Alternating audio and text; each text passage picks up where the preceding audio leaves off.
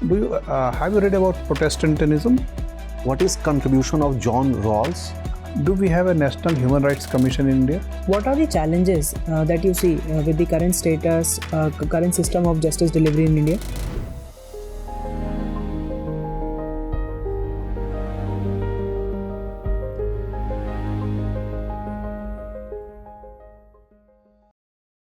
Good morning, sir. Good evening, sir. Good evening, Yash. Have your seat. Thank you, sir. Introduce yourself. Sir, myself Yogesh Kumar Yadav. I born and brought up in Nahandoli, Uttar Pradesh. I have done my primary education from Kendriya Vidyalaya number 1 Gwalior. I have done my secondary and senior secondary education from Kendriya Vidyalaya number 3 Jhansi. I have done my graduation from Kirodimal College, Delhi University. Which subject you studied? Sir, in graduation, sir, political science and history. Past course. So, which subject you like better, political science or history? Sir, political science. Okay, not history?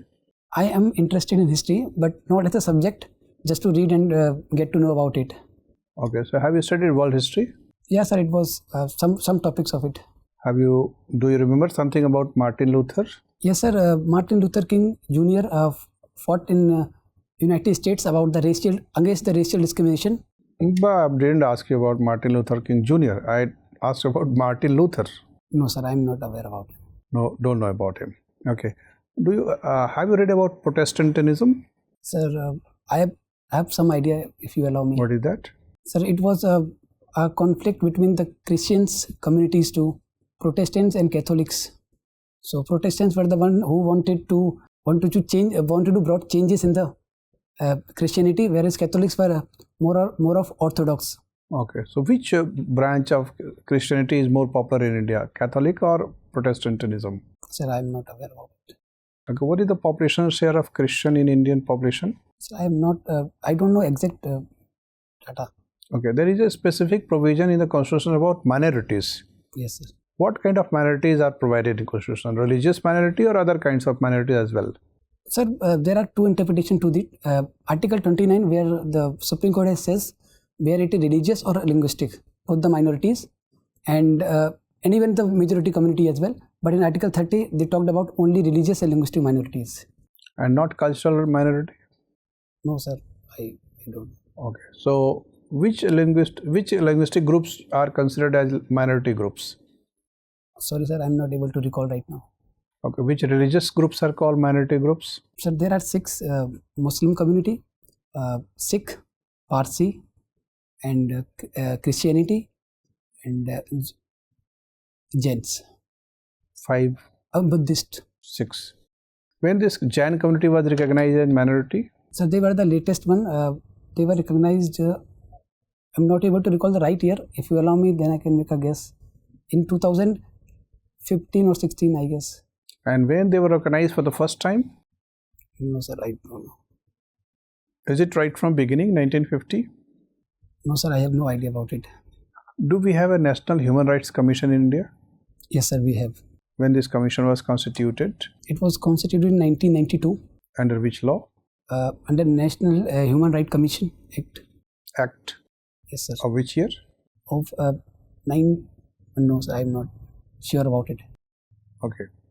So, how it has affected the implementation of Article 21? So, National Human Rights Commission has time to time taken up various cases where there is a breach of Article 21, that is about the personal liberty. So, they have actually taken up the issues of some marginalized sections as well, which are not that prominent or capable enough to fight their cases. So, they have helped in that sense as well. Is there any relationship between Article 21, Human Rights Commission Act and Waqf Amendment Act? No, sir, I am not able to. Okay, never mind. Yeah, Yogesh, you are from Uttar Pradesh, Badaयूं, right? So, Uttar Pradesh is now a very huge state in terms of population. Yes, sir. So, had Uttar Pradesh been a country, what would be its rank in terms of population? If it would have been a country. Sorry, sir, Any guesses? Maybe 6th. You are almost correct. Fine. So, should UP be now divided into many more states, because the population makes I mean, it seems that it is unmanageable. Sir, in my opinion, I don't think so. Sir, because in the past, we have seen the divisions of a state like Uttarakhand from UP or Jharkhand from Bihar. They have not performed as they were expected to. Second, if we divided Uttar Pradesh into four parts, then there may be a division within resources as well, where one area might have more resources and other lacks in it. So it will create a disparity there as well. Second, we in our country we already have water disputes.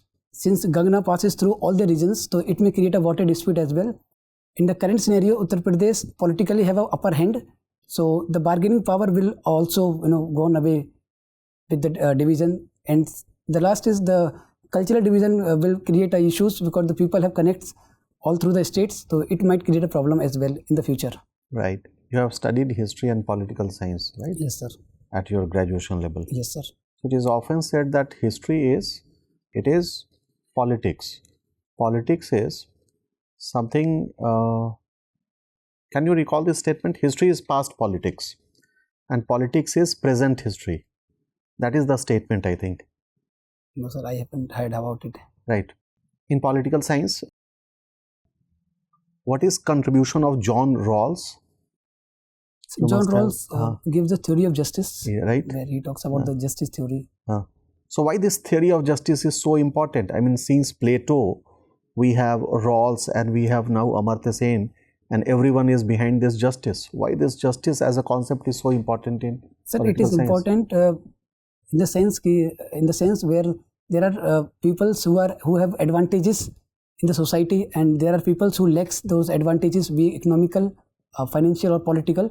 So justice is necessary to ensure the marginalized section get enough resources so that they can have a decent life as well, and provide them opportunity to represent themselves in the country.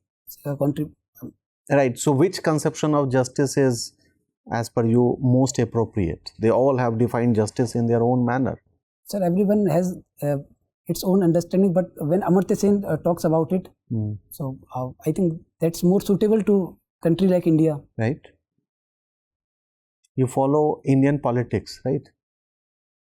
So in Indian politics, we have seen caste has been one of the factor on which polarization happened. Religion has been another. Nowadays, we have seen that again there is re-emergence of language, right? Or regionalism, especially from southern states. Yes, sir. So why southern states are so much touchy about this language issue? Sir, language has always been a very important pillar of culture of any area. Since we have seen because of NEP 2020, National Education Policy 2020, so they have asked to implement third language. So they are afraid that if they apply the third language, their language might get eroded with time, and the Hindi might take over. So they are very afraid about that. There are apprehensions about it. So how to resolve this conundrum? Sir, if you want to resolve it, we have to give them choices. We cannot force them to do anything. We can give them choices. If they want, they can use Hindi as third language or other language of any part of India. So there should not be any compulsion to do with Hindi or any other language. Right. Fine. Thank you, Yogesh. That's all from my side. Yogesh, are you happy with the current status of delivery system, justice delivery in India? Sir, yes, but it's a kind of, there are certain issues, but whatever the capacity that judiciary has right now, they are trying their best to perform. Okay, so what are the challenges that you see with the current status, current system of justice delivery in India? Sir, I think the biggest problem is the pending of cases, and for that we lack. And who is responsible for pendency of cases? Sir, it's not a single. We cannot point out single thing. It's everything contributes to it. Be it infrastructure from the legislature or executive from side, and there are less number of judges as well. So that's also an issue. And third, we have a very alternate, not up to the mark. Alternate dispute resolution system as well, so where we can put out the cases where those are not that important or constitutionally important. So this is the major issue. We need to promote that.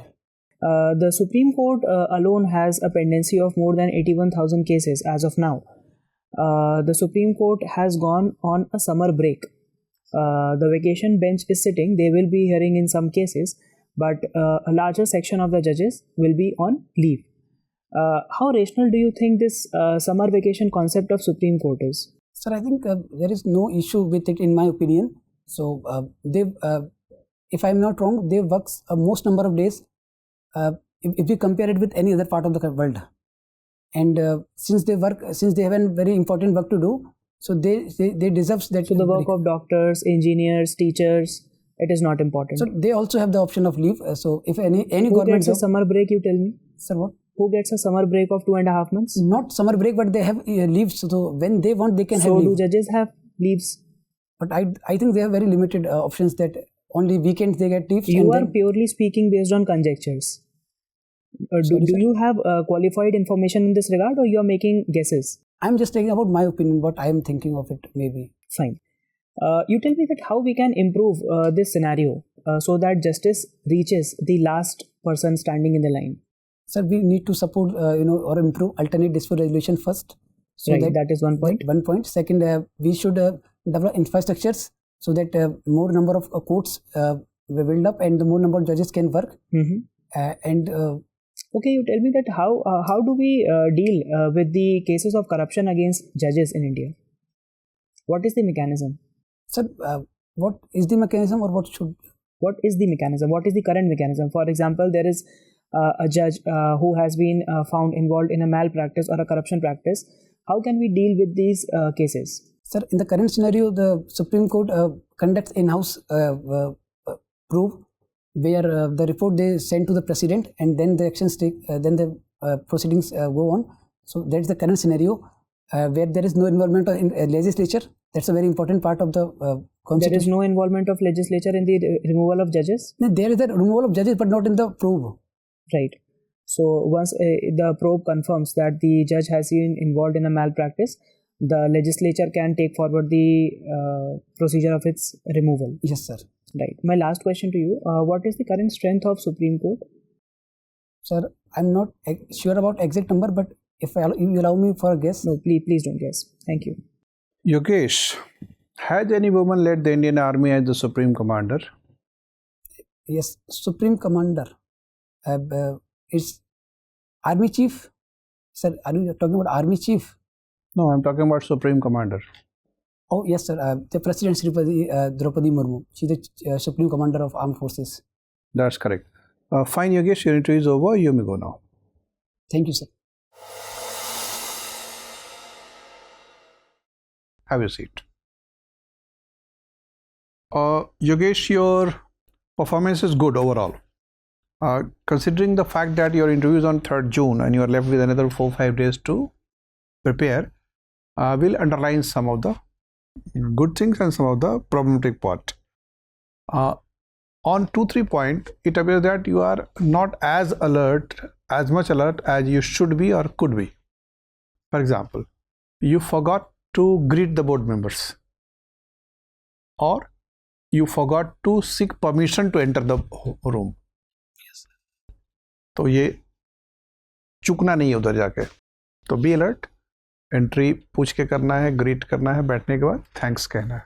ये formalities है. Dress is fine. Are you planning to wear this dress only now? Yes sir. ठीक है, अच्छा है.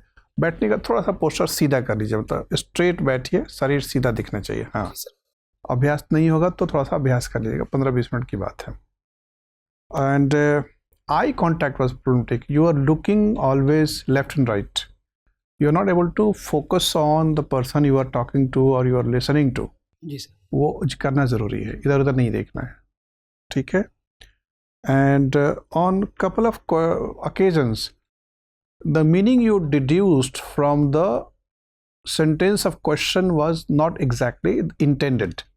That means you could not capture the basic content or intent of the question.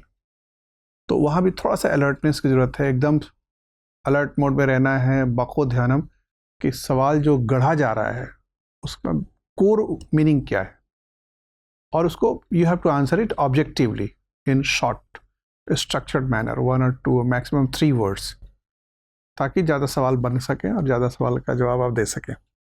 बाकी सब चीज़ें अच्छी हैं. You look honest, you look gentleman, polite person, and as I said, your entry is, that is, apart from the formalities of entry, sitting posture is good, your educational background is good, and you have come to this level after competing out in a tough competition, so that is also good. So you have to just focus on these 2-3 things. Plus the routine matter is that you should know about all the CAPF organizations. जी sir. पांचों का जन्म कब हुआ, क्यों हुआ, who are leading them, who are the DGs of these organizations, and how many of them are led by a woman DG. जैसे SSB में सबसे पहले एक woman DG हुई, फिर अपने CISF में एक woman DG हुई. CISF वालों को तो लोगों को पता रहता है, लेकिन SSB वाले ज़्यादातर नहीं पता रहता है, जबकि वो SSB वाली 2016 में DG बन गई थी. जी सर. तो वो थोड़ा सा पढ़ लीजिएगा, ये मिनिस्ट्री ऑफ होम अफेयर्स के साइट पे मिल जाएगा. Plus you should also know the length of border with Pakistan, Nepal etcetera, and specific names of those borders. ये सब जानकारी होनी चाहिए. फिर जो फॉर्मेलिटीज़ हैं क्रॉस बॉर्डर मूवमेंट के लिए, कहाँ वीज़ा चाहिए, कहाँ नहीं चाहिए, कहाँ पासपोर्ट चाहिए, कहाँ नहीं चाहिए, जहाँ वीज़ा पासपोर्ट नहीं चाहिए होता है उस बॉर्डर को क्या कहते हैं, क्या उसी को फ्री बॉर्डर कहते हैं, ये सब जो थोड़े से एसोसिएटेड कॉन्सेप्ट्स हैं. तो 2-3 दिन इसी पे थोड़ा सा ध्यान रखिए, रिवीजन करते रहिए. न्यूज़पेपर रोज़ पढ़िए जरूर 1-1.5 घंटा. जी सर. क्योंकि वो ज़्यादातर सवाल उधर से इंस्पायर्ड होते हैं, जरूर डायरेक्टली ना भी हैं तो भी इंस्पायर्ड हो सकते हैं. जी सर. ठीक है. और कोई संशय या संदेह? सर ये मेरा एक्चुअली जीवन का पहला इंटरव्यू है. कोई बात नहीं, हर थोड़ा कोई सा कभी न कभी तो पहली बार आदमी कोई काम करता ही है. जी सर. तो बस अच्छा, आपने परफॉर्म किया है. 2-3 चीज़ें कम है, लेकिन आप आए ही इसी बात के लिए हैं कि जो कमियां हैं वो अभी जाहिर हो जाए. जी सर. वक्त रहते ताकि उसको दूर किया जा सके. जी सर. ठीक है. ऑल जी the sir. Best. Thank you sir.